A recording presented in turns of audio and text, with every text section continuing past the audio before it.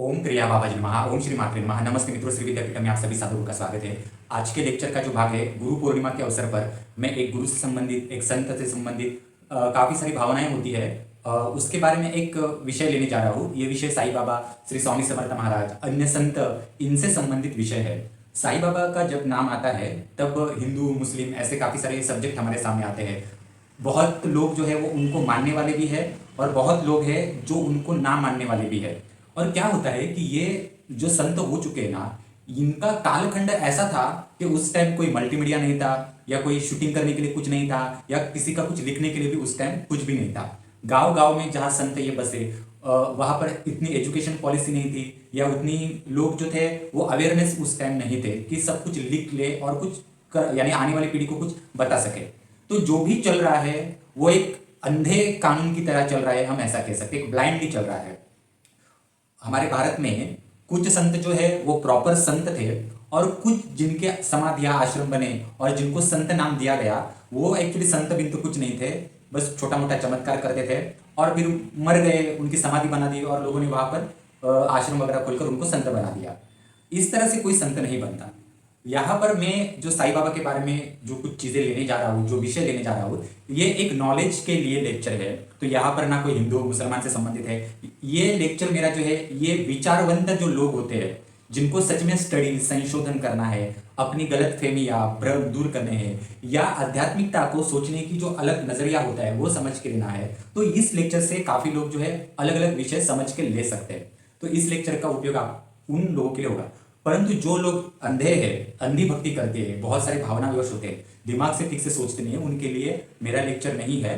तो आप सोच समझ कर मेरा लेक्चर जो है वो सुनिए। तो किसी को दुखाने की भावना नहीं है यहाँ पर। और हम श्री विद्यापीठम द्वारा गिनी चुनी ही लेक्चर्स हम पब्लिश करते हैं और पूरा स्टडी करके ही पब्लिश करते हैं। तो ये जो मैं चीज़ बताने जा रहा हूँ, ये आपको माने या ना माने वो आपके ऊपर है, परंतु इन डिटेल प्रॉपर बताना, जितना मैं बता सकूँ वो मैं बताऊंगा।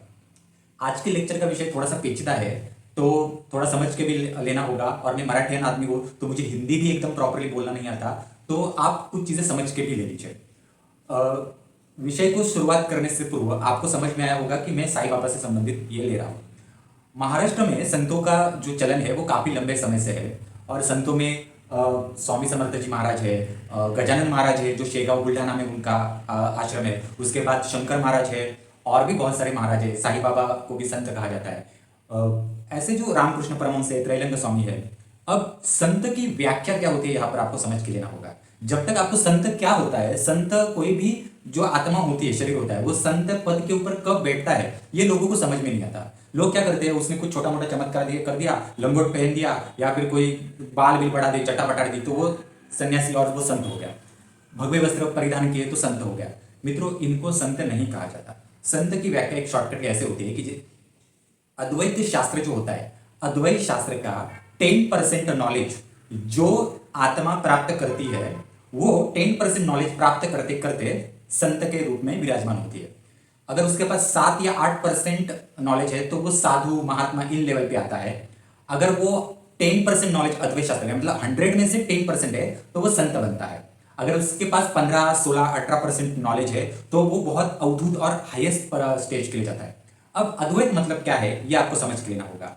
अद्वैत मतलब ये सब्जेक्ट होता है कि सगुण निर्गुण में आजकल जो ये होते हैं ना, कि सब ये सगुण है, वो निर्गुण है, ईश्वर जो है वो ऊर्जा है, ऐसा कुछ होता ही नहीं, आप में आत्मा है, मुझ में आत्मा है, सब भगवान की दया से चल रहा है। तो ये जो होता है ना कि सगुण जैसा कुछ होता ही नहीं, सब निर्गुण ही है। तो ये एक दूसरे को काटने वाली सगुण निर्गुण की जो बातें अद्वैत शास्त्र में चलती है, ये एक्चुअली अद्वैत शास्त्र का भाग नहीं है। कोई भी पर्सन जो होता है वो डायरेक्टली पंतप्रधान नहीं बनता या राष्ट्रपति नहीं बनता। वहां तक पहुंचने के लिए भी पहले कोई आदमी जो होगा वो पार्षद बनेगा, नगर सेवक बनेगा या सरपंच बनेगा। वहां से थोड़ा सा अपना और विस्तार बढ़ाएगा, मेहनत करेगा और लोगों से मिलेगा, तो उसका जब माइंड का विस्तार होगा तब वो एक सरपंच से या पार्षद से बनेगा विधायक। फिर विधायक से वो और मेहनत करेगा तो वो किसी राज्य का, उस राज्य का मंत्री बनेगा। अगर वो विधायक ही बनते रहे तो वो एक जिले को या एक तहसील को ही अपना संभालते रहेगा।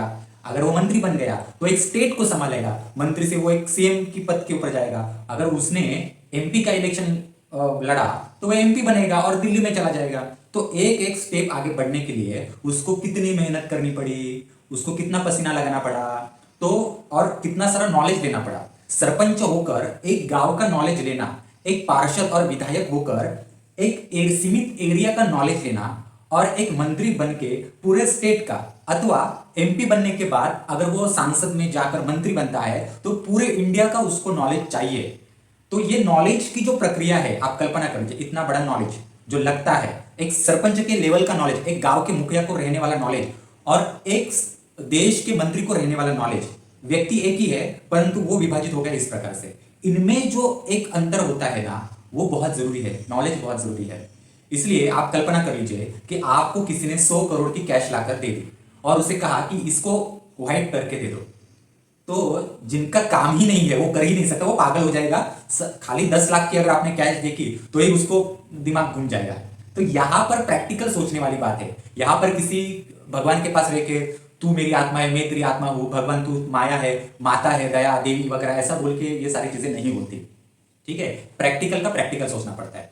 तो संत में भी वही सिस्टम होता है कि संत बनने की जो प्रक्रिया होती है, कोई जन्म से संत नहीं बनता, तो उनको कहीं ना कहीं जाकर प्रशिक्षण लेना पड़ता है। प्रशिक्षण लेने के बाद उनको ये सारी चीजें आती है और उनमें काफी लंबा समय चला जाता है। और प्रशिक्षण में अलग अलग प्रकार की प्रक्रियाएं होती है, परीक्षाएं होती है, कुछ सिद्धियों को प्राप्त करना पड़ता है। जिस और जहां पर अपना चमत्कार अथवा शक्तियों का जादू चलाना है, तो वहां पर उतनी ताकत हासिल भी करनी पड़ती है। संत क्या है? संत को ब्रह्मांड का और इस अर्थ का, मनुष्य शरीर का, सिस्टम का, पेड़ पौधे पशु पक्षी और एक पत्थर पानी, इन सबकी भाषा आनी चाहिए। ये जब भाषा आएगी तथा बाह्य जगत से अंधेरे जगत में क्या हलचल चल रही है ये मालूमात होनी चाहिए। और इसका एक अभ्यास होता है। अगर एक बंदर भी संत के पास आता है तो उसकी भाषा भी उसको समझ में आनी चाहिए। तो ये बहुत सारे सिस्टम्स होते हैं।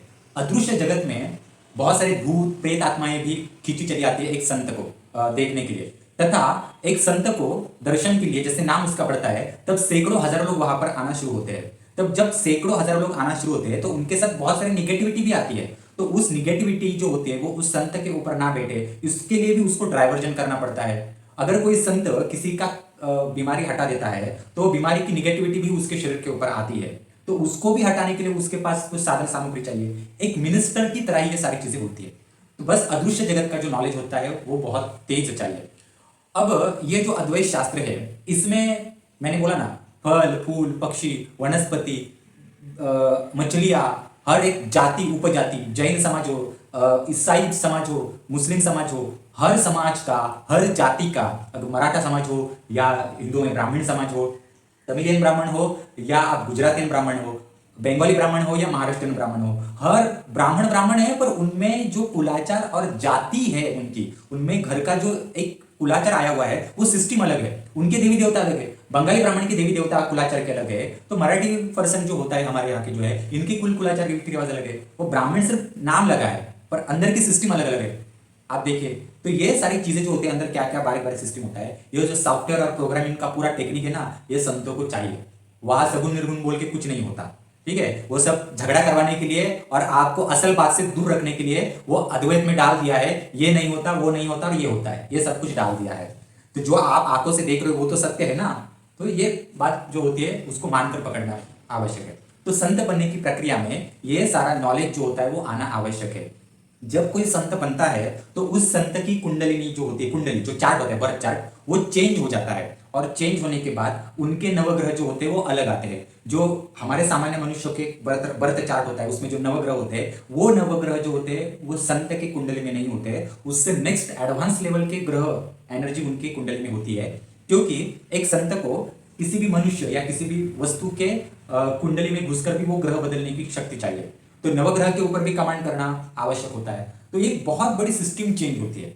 जैसे कि अगर कलेक्टर जो होता है एक पूरे के पूरे डिस्ट्रिक्ट का अधिकार लेता है तो उसके अधिकारों में चेंज होता है। अगर कोई देखिए एक चपरासी है, वो स्टडी करके बन गया कलेक्टर, तो वो चपरासी को एक परीक्षा पास होकर अचानक से दूसरे दिन कलेक्टर की कुर्सी के ऊपर नहीं बिठाया जाता। उसको प्रॉपर ट्रेनिंग दी जाती है और एक लंबी ट्रेनिंग होती है। उस लंबी ट्रेनिंग में उसको तैयार किया जाता है और उसके बाद किसी दूसरे कलेक्टर के अंडर उसको डाला जाता है, वहां उसकी ट्रेनिंग होती है। फिर वो एक लंबे समय के बाद किसी डिस्ट्रिक्ट का कलेक्टर बनता है।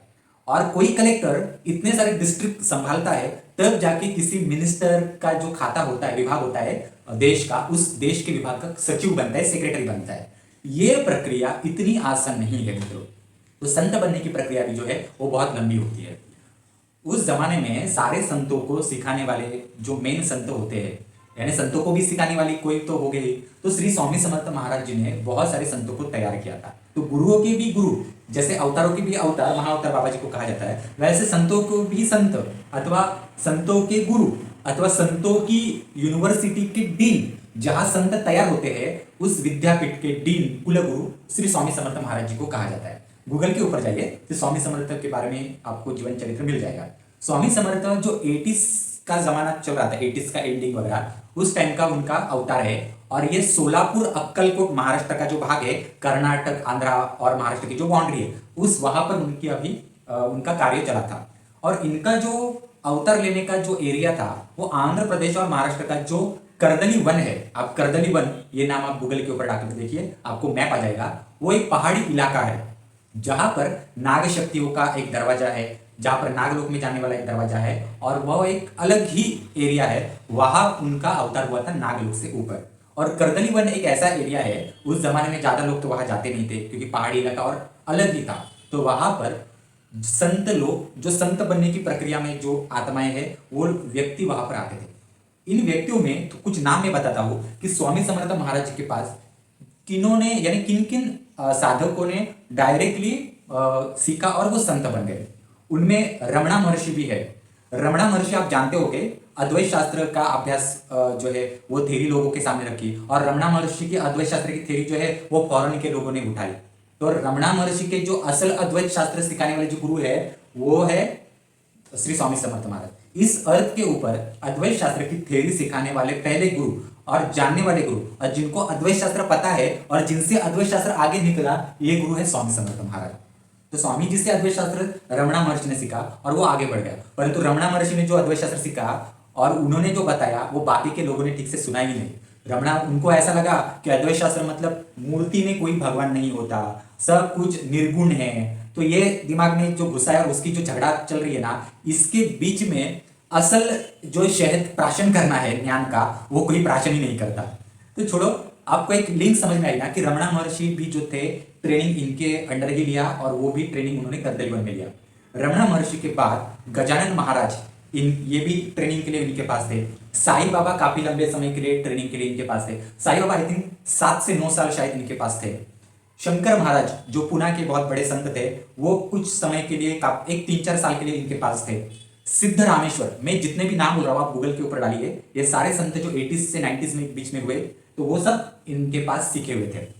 सिद्ध रामेश्वर, संत तुकडोजी महाराज, रंजित महाराज, निसर्ग दत्त महाराज, परमहंस रामकृष्ण, युक्तेश्वर गिरी भी जो थे वो बीच बीच में उनको भी प्रॉब्लम्स आना शुरू हुए थे। तो ये भी जो थे इनके पास आकर कुछ समय रुकते थे, नॉलेज लेते थे और आगे बढ़ते थे। त्रैलंग स्वामी, ये भी इनके पास सीखने के लिए थे। बामा खेपा, देवराहा बाबा, तिनकौड़ी महाराज, तोतापुरी महाराज, परमहंस रामकृष्ण परमहंस जी के गुरु तोतापुरी महाराज, निगमानंद परमहंस रामप्रसाद सेन, अनुकूल चंद्रा चक्रवर्ती, स्वामी विशुद्धानंद और करपात्री महाराज, ये एक बहुत बड़ी जो एक संतों की एक ग्रुप है, ये इनके पास अलग अलग टाइम में सीखने के लिए थे। कुछ जो है इनमें हम कह सकते हैं, अब रामकृष्ण परमहंस जो है वो काफी सीखने के बाद जब नेक्स्ट एकदम आगे की चीज होती है जो अद्वैत शास्त्र का भाग है, अद्वैत शास्त्र के भाग के लिए इनके पास ही आना पड़ेगा। तोतापुर से थोड़ा बहुत अद्वैत शास्त्र सीखा था उन्होंने, परंतु आगे आगे का जो नॉलेज है तो उनसे ही उनको मिलना पड़ा। तो ये भी करदली वन में रामकृष्ण परमहंस ने बीच बीच में जाकर इनसे नॉलेज लिया है। युक्तेश्वर गिरी, त्रैलंग स्वामी ने भी इनके पास से नॉलेज लिया हुआ है। तो अद्वैत शास्त्र मतलब आपको समझ में आ गया ना। अगर मैं ये दिया है तो इसमें मैंने पानी डाल दिया, तो पानी से मैं दिया जलाने का जो टेक्निक है, ये साइंस जो है वो भी अद्वैत शास्त्र में आता है। ठीक है, अगर ये मूर्ति है, इसका एक मिट्टी का गोला यहां पर रखा है, तो विदाउट हाथ ना लगाते हुए भी हवा के माध्यम से उस मूर्ति से एक नई रचना बनानी है, तो वो भी अद्वैत शास्त्र में आती है। तो बहुत सारी चीजें यहाँ पर होती है, हर एक विद्या का अभ्यास करना पड़ता है। तो ये सब अद्वैत शास्त्र में आता है। सगुण निर्गुण ये नहीं है, वो नहीं है, ये सब अद्वैत शास्त्र नहीं है मित्रों। ये ओरिजिनल अद्वैत शास्त्र सेक्युलर रखे और वो लोगों को सच में कुछ है ही नहीं, पता ही ना चले, इसलिए वो लोगों के मन में आया हुआ एक भ्रम है, डाला हुआ नियति ने डाला हुआ भ्रम है, हम ऐसा कह सकते हैं। ठीक है, ये तो आपको समझ में आ गया।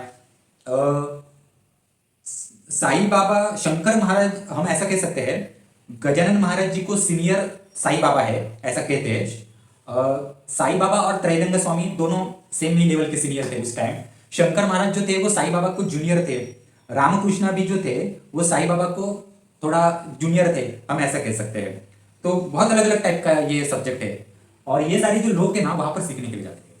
अब हम आते हैं और इनके सारे थे स्वामी समर्थ। स्वामी समर्थ उस टाइम जब जीवित अवस्था में थे, अवतारित अवस्था में थे, तब अक्कलकोट में भी अपना काम करते थे और बीच बीच में करदलीवन में जाकर भी वहां भी अपना काम करते थे सिखाने का सारी चीजें। और उनकी परीक्षाएं जो होती है वो बहुत तगड़ी परीक्षाएं होती है। एक परीक्षा मैं आपको बताता हूँ, उसमें श्री यंत्र जो होता है, श्री यंत्र की सिद्धि ऐसे की जाती है कि श्री यंत्र जब सिद्ध होता है ओरिजिनल फॉर्म में, संतों का श्री यंत्र बोल रहा, उनकी पद्धति अलग होती है। तो जब श्री यंत्र सिद्ध होता है ना, तब वो जमीन छोड़ देता है और हवा में तैरना शुरू हो जाता है, और ये हवा में तैरता है श्री यंत्र। और ये जब हवा में तैरते हैं ना, तब सारी वो सिद्धि आना शुरू हो जाती है। परंतु इसके बीच में बहुत बड़ी लंबी प्रक्रिया है, वो मैं आपको नहीं बता सकता। थोड़ा बहुत उसमें से ज्ञान है हमें, क्योंकि हम श्री विद्यापीठम द्वारा ऑथेंटिक श्री विद्या सिखाते हैं। हमारे श्री विद्यापीठ में जो श्री विद्या सिखाई जाती है, जो श्री विद्या का नॉलेज दिया जाता है, वो इंडिया में और कहीं पर भी श्री विद्या का नॉलेज अपडेटेड नहीं दिया जाता। डिस्क्रिप्शन बॉक्स में सारे कोर्सेज के लिंक देख सकते हैं आप, या श्री विद्या के आगे के नॉलेज के लिए हमसे ज्वाइन भी हो सकते हैं। व्हाट्सएप नंबर आपके सामने दिया हुआ है। अब साईं बाबा के इसमें आते हैं। साईं बाबा एक असल भ्रम हम आज दूर करेंगे कि क्या है। साईं बाबा का पहराव आप देखेंगे ना तो ऐसा लगेगा कि वो एक मुसलमान है। तो क्या सच में वो मुसलमान है? तो हिंदू लोग उनको क्यों मानते हैं? ये हिंदू मुसलमान का झंझट नहीं है मित्रों, मेरा लेक्चर नहीं है। जिनको सुनना नहीं है वो चले जा सकते हैं, जो विचार बनते हैं और जिनको सच में कुछ समझना है वो ये सारी चीजें देखे। परंतु मैं यहाँ पर अभ्यास पूर्वक सारी चीजें बताऊंगा। साईं बाबा का आज के जमाने का अगर आप चेहरा देखेंगे, मूर्ति वगैरह देखेंगे, कहीं भी देखो मूर्ति, तो उनके चेहरे का अगर हाव भाव देखेंगे तो उनके चेहरे के ऊपर अकेलापन महसूस होता है।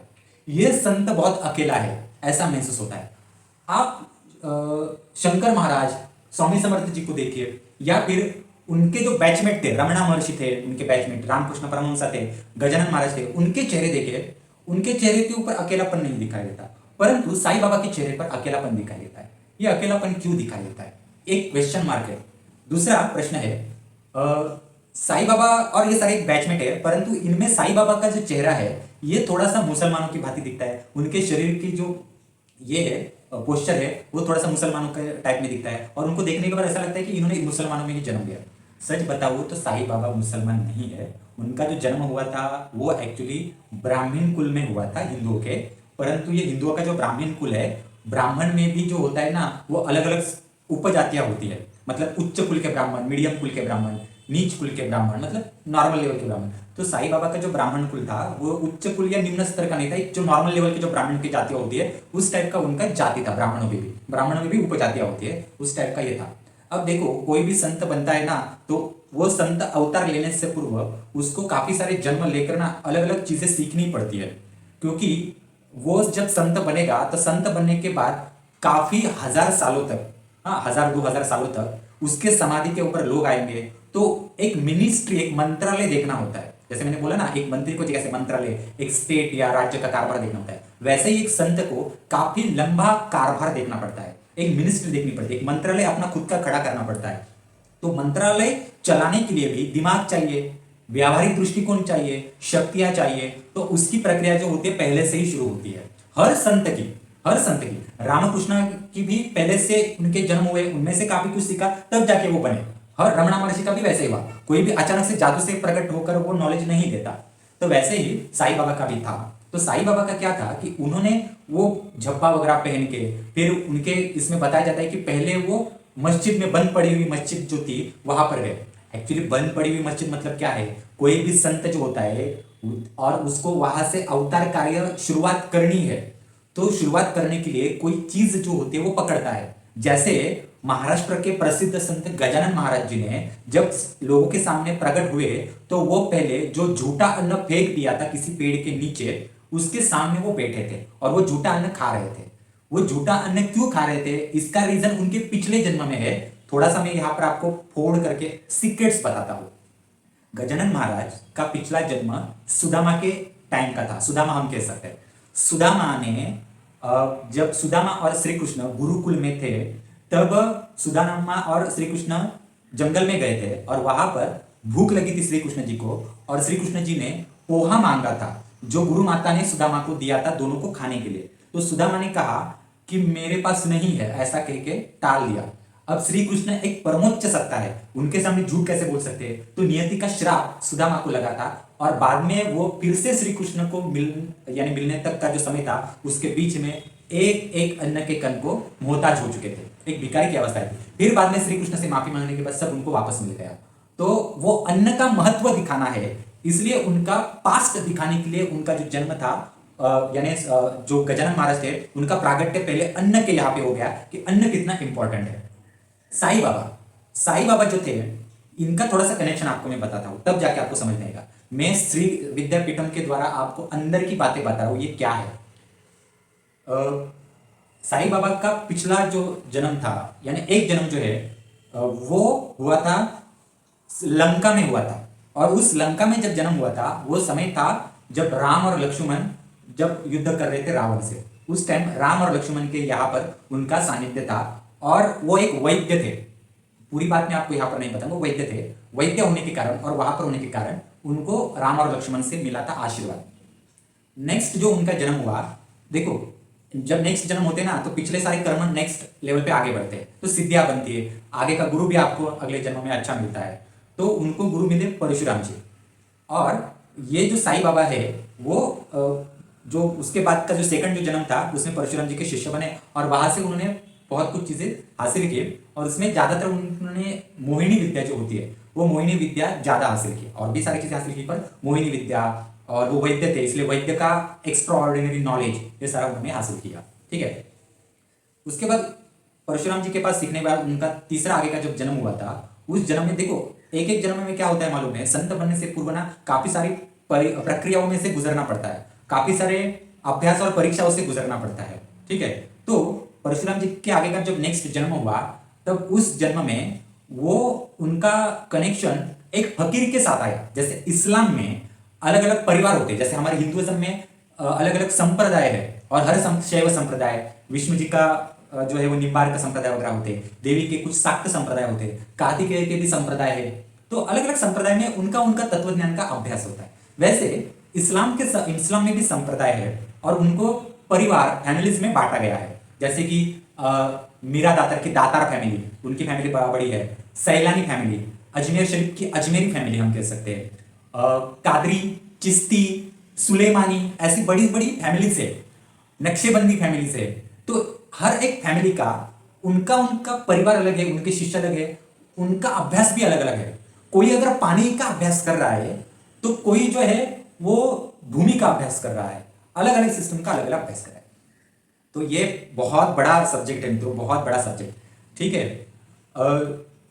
साईं बाबा का उस जन्म में, तीसरे जब जन्म था उसमें उनका जब कनेक्शन आया था, हिंदू में ही एक्चुअली जन्म हुआ था, पर कनेक्शन आया था उनका सीधा एक कादरी फैमिली से कनेक्शन आया था। और वो जो कनेक्शन आया था वो इस्लाम की कादरी फैमिली जो हजरत वगैरह होते हैं, जो उनके इस्लाम के बहुत बड़े संत होते हैं, वो तो उनसे संबंध आया और उन्होंने वहां पर बहुत कुछ चीजें सीखी वहां पर। और क्या होता है कि वो जो बहुत बड़े संत होते हैं उनके फैमिलीज में जब एक्सेप्ट करते हैं किसी को तो कुछ अधिकार भी देते हैं, ऐसा है।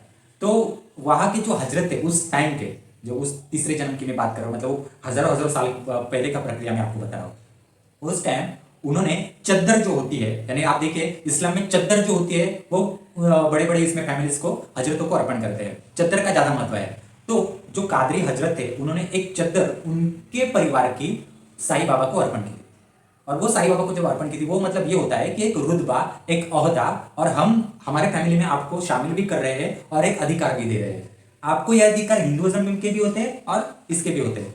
ऐसा नहीं मित्रों यह हिंदू मुस्लिम है, आज के जमाने में मैं आपको बता रहा हूँ कि यहाँ पर भी हिंदू ऐसे कुछ लोग हैं, तांत्रिक मांत्रिक या गाइड करने वाले, जिनके पास हिंदू तत्व भी है, मुसलमानों के भी तत्व है। तो दोनों को मर्ज करके लोगों का मार्गदर्शन करते हैं और वो जरूरी होता है, लगता है वो, उसको कुछ ना नहीं कह सकते, बहुत सारे अंदर लंबे लंबे विषय।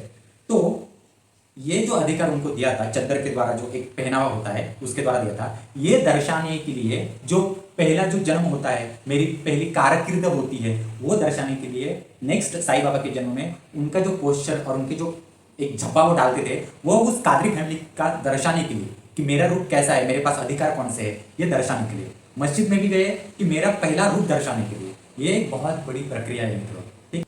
और आप साईं बाबा के बारे में एक बात जानते होंगे कि साईं बाबा मांसाहार करते थे, ऐसा कुछ लोग कहते थे। एक असली हकीकत आपको बताता हूँ, साईं बाबा जो थे वो कुछ ना कुछ चमत्कार करते ही रहते थे। तो उनको डायरेक्टली कोई पशु मार के खाना ये कोई आम बात या फिर जरूरी नहीं है। वो क्या करते, एक बार क्या हुआ था, उनकी एक परीक्षा का समय चल रहा था, स्वामी जी ने उनका जब साईं बाबा का अवतार कार्य चल रहा था शिरडी में, तब एक साल कुछ परीक्षा ली थी।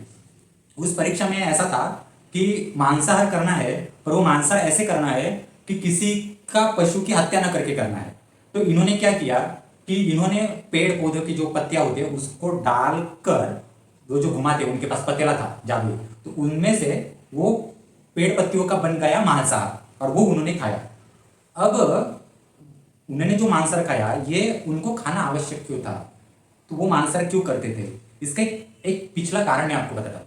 इनके पास क्या होता था कि इनके पास ना दूर दूर से लोग ना बीमारियों के लिए भी आते थे, और वो बीमारियां उस टाइम की ऐसी थी कि इन बीमारियों का तोड़ जो था वो कहीं और भी नहीं था, कोई दूसरा वैद्य उनकी बीमारी के ऊपर इलाज भी नहीं कर सकता। कुष्ठ रोग होते हैं, चर्म रोग होते हैं, और भी अलग अलग टाइप के रोग होते हैं। ये रोग में क्या होता है कि घर की पुरानी कुछ कार्मिक अकाउंट्स होते हैं, एक निगेटिविटी होती है, और इस निगेटिविटी में कोई भी हाथ नहीं डाल सकता। मैंने आपको पहले भी बताया कि लोग जो होते हैं हीलिंग करते हैं और कहते हैं कि हमने उसकी निगेटिविटी रिमूव कर दी, आप इसकी निगेटिविटी रिमूव करके ब्रह्मांड में डालो। तो मित्रों, हीलिंग में किसी की भी निगेटिविटी ब्रह्मांड के अग्नि में जलाई नहीं जाती, और ब्रह्मांड की ताकत से किसी को हीलिंग नहीं दी जाती। ये सब फोकट में नहीं बैठा हुआ है। तो ये संत, ये साईं बाबा क्या करते थे, ये सब निगेटिविटी जब शरीर में आती है तो उसका दाह होता है, तो हीरे को हीरा ही काटता है। उसी प्रकार से ये निगेटिविटी जो होती है, जो बीमारियों के द्वारा की निगेटिविटी है, उसको काटने के लिए भी उसका भी तोड़ लगता है और उसको भी ताकत लगती है। तो वो एनर्जी यही से आती है, इसलिए वो वहां पर कर दिया है। तो थोड़ा सा अंदाज आया होगा कि ये सब्जेक्ट क्या होता है। साईं बाबा के पास आप देखेंगे ना, और बाकी संतों को आप देखेंगे, तो साईं बाबा के शिरडी में बहुत सारी भीड़ आपको ज्यादा दिखाई देती है, क्योंकि उनके पास मोहिनी विद्या जो है उसका बहुत बड़े लेवल का एक प्रकार से एनर्जी है, और वो मोहिनी ही काम ज्यादा करती है और लोगों को खींच खींच कर लाती है, और इसलिए वो नाम उनका आगे बढ़ता बढ़ता गया, ऐसा है। तो उन्होंने ज्यादा उसका अभ्यास कर लिया और ये परिणाम आपको दिख रहा है। एक ये अभ्यास का भाग है। आप आध्यात्मिकता में कौन से संत के पास क्या है, कौन से तत्व है, कौन से तत्व से क्या आगे बढ़ रहा है, इससे ही सीखेंगे, और ये आपको और सिखाने वाले कोई लोग है नहीं यहाँ पर। तो और अब देखिए, तो और एक प्रश्न आता है, ये जो प्रश्न है ना, ये मुझे भी आता था कि शिरडी में बहुत हम जब जाते हैं तब ऐसा माहौल हो चुका है कि कहीं टूरिस्ट स्पॉट के लिए तो हम नहीं जा रहे हैं, वहां पर बाहर से बहुत सारे भ्रष्टाचार के संबंध में काफी सारी चीजें हमें दिखाई देती है। हम यहाँ पर बात नहीं करेंगे। मैं भी गया था एक 7-8 साल पहले ऐसे घूमते घूमते, तब मेरे साथ भी एक ऐसी घटना हो गई कि समाधि मंदिर के बाहर कुछ दुकानदार थे, उन्होंने हमको बहलाया फुसलाया, 1000-2000 रुपए ले लिए कि हम डायरेक्टली आपको दर्शन देते हैं, ऐसे करके हमको भी फंसाया था। ठीक है, हम भी सोचते थे कि ऐसा क्यों होता है, साईं बाबा जो है ये इनको शासन क्यों नहीं करते, इनका शिरडी के ऊपर ध्यान नहीं है क्या। उल्टा अगर आप अक्कलकोट महाराज जी का अगर समाधि मंदिर में जाएंगे, गजानन महाराज जी के समाधि मंदिर में जाएंगे, या अन्य संत के आश्रम में जाएंगे, तो उनके यहाँ पर ऐसा, अगर आप गजानन महाराज के इसमें जाएंगे तो वहां पर 25 पैसे का भी भ्रष्टाचार नहीं होता, पूरा क्लीन एंड नीट, सब कुछ ठीक ठाक रहता है, कोई भ्रष्टाचार नहीं, आसपास के लोगों में भी कोई ये नहीं होता। ऐसे काफी सारे संत हैं, वहां पर आसपास के दुकानदार भी जो है वो 1 रुपये का भ्रष्टाचार फंसाते नहीं है वहां पे आने वाले भक्तों को। ऐसा है, मैंने भी देखा हुआ है। उसमें से गजानन महाराज जी का मंदिर है, उसमें से कोल्हापुर में आप जाएंगे तो बालू मामा जो बहुत बड़े संत है, कोल्हापुर महालक्ष्मी का मंदिर है, वहां से 50 किलोमीटर आगे, वो एक बहुत बड़े संत है, उनके पास भी वैसा ही ये है। इनके यहाँ पे जाएंगे, इनके यहाँ भी सेम सिस्टम है। फिर साईं बाबा जो है इतने बड़े संत होकर, इतना बड़ा नाम होकर, अपने ही एरिया में कंट्रोल क्यों नहीं रख सकते, इसका भी एक अभ्यास का कारण मैं आपको बताता हूँ, एक अभ्यास का विषय है। क्या होता है कि हम अब देखो, मुकेश अंबानी है, मुकेश अंबानी ने क्या किया, इंडिया में ऑलरेडी इसके 10 फैक्ट्रीज है, और उसने 10 फैक्ट्री जो है 10 देशों में लगा दिए। तो आप मुझे बताइए उससे होगा क्या, वो इम्बैलेंस होना शुरू हो जाएगा। वो एक ही मुकेश अंबानी आज थाईलैंड में, कल अमेरिका में, हर एक फैक्ट्री के ऊपर नजर नहीं रख सकता। तो अपना भी जो ये होते हैं वो एक लेवल जो होती है अपनी मर्यादा में रखते हैं। अगर एलन मस्क चाहे तो पैसा इंडिया में इन्वेस्टमेंट करके सीमेंट की फैक्ट्री भी निकलवा सकता है, पेट्रोलियम की फैक्ट्री भी निकलवा सकता है, परंतु उसका काम ही अलग है। उसने उतना ही काम अपना रखा हुआ है जो एआई बेस्ड है, सॉफ्टवेयर से संबंधित है, वो भी रखा है। अगर चाहे तो माइक्रोसॉफ्ट के जो मालिक है वो है जो वो भी जो पैसा है वो इंडिया में किसी फैक्ट्री में लगा सकते हैं, परंतु नहीं करते। कुछ ना कुछ कारण है ना। साईं बाबा ने क्या किया, साईं बाबा ने अपना साम्राज्य बढ़ाने के लिए वो अपनी शक्ति का उपयोग, उनके अभी जो मंदिर है वो फॉरेन में भी मंदिर है, उसके बाद उनके आपको मुंबई, पुणे या हैदराबाद अलग अलग शहरों में जाएंगे तो बहुत सारे मंदिर साईं बाबा के दिखेंगे। तो उन्होंने क्या किया, ये अलग अलग मंदिरों का जो विस्तार किया है, तो उस विस्तार में क्या हुआ कि उनकी एनर्जी बढ़ गई और उनको वहां पर भी ध्यान देना पड़ता है। फिर वहां ध्यान दे देते उनको उनके ही एरिया में जो होता है वो ध्यान में दुर्लक्षित हो जाता है। तो ये सारी क्रियाएं इस तरह से होती है। संतों का भी वैसा ही होता है कि आपकी एनर्जी कितनी है और आप ध्यान कितना दे सकते हो, वो भी लिमिटेशंस रखनी पड़ती है। उन्होंने ओवर लिमिटेशंस में इतने सारे उनके मंदिर हो गए कि हर तरफ वो उनका मंत्रालय देखना पड़ता है, हर चीज का सारा हिसाब किताब रखना पड़ता है। अब देखिए डायरेक्टली साईं बाबा जो होते हैं वो मेरे गांव में आकर, मेरे गांव में अगर साईं जी का मंदिर है तो वहां का वो नहीं देखेंगे। उनके अंडर बहुत सारे काम करने वाले तत्व होते हैं, वो एक्चुअली काम करते हैं। साईं बाबा उठ के नहीं चले जाते और उन तत्वों के ऊपर साईं बाबा कमांड करते हैं। एक बहुत बड़ी मिनिस्ट्री होती है, परंतु हर किसी मिनिस्ट्री जो होती है, मंत्रालय जो होता है, वो उतना ही फैलता है कि जिसके पास उतनी ताकत हो। ताकत से बाहर काम नहीं करते। जब ताकत से बाहर काम हो जाता है तो शिरडी में अब क्या अवस्था हो चुकी है, उस तरह की अवस्था होना शुरू होती है।